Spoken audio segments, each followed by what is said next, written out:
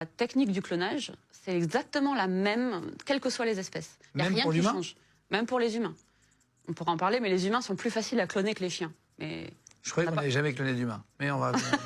Alors on va commencer par les chiens. J'explique n'importe quel être vivant sur Terre, enfin mammifère, après, on va dire mammifère. Voilà. On a besoin de 3 éléments principaux. On va essayer de le faire vraiment très simple, on va essayer de mettre peut-être un schéma à l'image. Oui, vous inquiétez pas.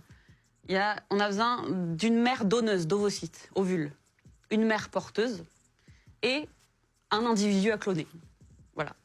La première étape, c'est cet individu qu'on veut cloner, on prélève des cellules, donc par biopsie, ce qu'on veut, ça peut être sur les poils, les oreilles. Donc tu prends un cheveu de quelqu'un, tu prends un cheveu de Benjos, par exemple, notre cadre.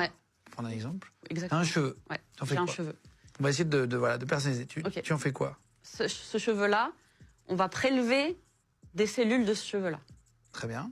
Et on les met dans un liquide qui s'appelle un liquide de culture, on appelle ça, qui est... il y a des hormones de croissance, des acides aminés. Son rôle, c'est de préserver les cellules le mieux possible et de les faire se reproduire, se diviser. Se multiplier.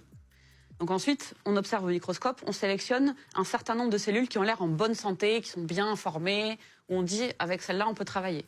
Voilà, on les met de côté une fois qu'on a ça.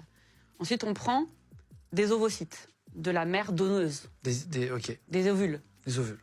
Voilà. Donc vous savez, à l'intérieur d'une ovule, c'est une cellule comme une autre, une ovocyte. Donc à l'intérieur, il y a un noyau. Et à l'intérieur de ce noyau, il y a le code génétique. Donc un demi-code génétique qui correspond au code génétique de la maman et qui attend le spermatozoïde qui va amener la deuxième moitié. Donc il y a la moitié des chromosomes dans le... Voilà. Donc ensuite, on enlève le noyau de cet ovocyte. Ça s'appelle l'énucléation. Dans un microscope, on aspire, c'est très sympa à voir, on aspire juste le noyau. Du coup, on a une ovocyte vide. Ensuite, on prend les cellules qu'on a mis en culture, voilà. On sélectionne toutes celles qui sont en bonne santé. Donc après, imaginons, on a fait le même processus sur 10 ovules et on a 10 cellules sélectionnées qui ont l'air en bonne forme. On prend ces cellules-là et on les met à l'intérieur de l'ovule vide.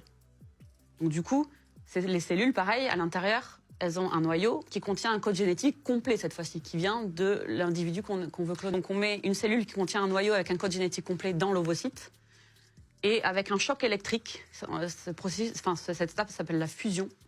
Avec un choc électrique, en fait, on fusionne l'ovocyte avec cette cellule-là. Putain, c'est précis. Hein. Ouais. Du coup, en fait, on obtient un ovocyte avec, à l'intérieur, un code génétique complet, donc un embryon. Bah. Et donc cet embryon-là, on le remet dans ce liquide de culture. Et là, on le laisse faire les premières étapes de division cellulaire, c'est-à-dire que n'importe quelle espèce, c'est le même... Oui, les cellules deviennent... Ils sont une, ça devient 2, ça devient 4, ça devient 8. Exactement. Et donc, on laisse cette division cellulaire se passer in vitro, c'est-à-dire en labo. Et une fois qu'on voit qu'on a, par exemple, 10 embryons comme ça qui se développent bien, la division cellulaire, elle avance dans un rythme normal, etc. On prend ces embryons et on les implante dans l'utérus d'une mère porteuse.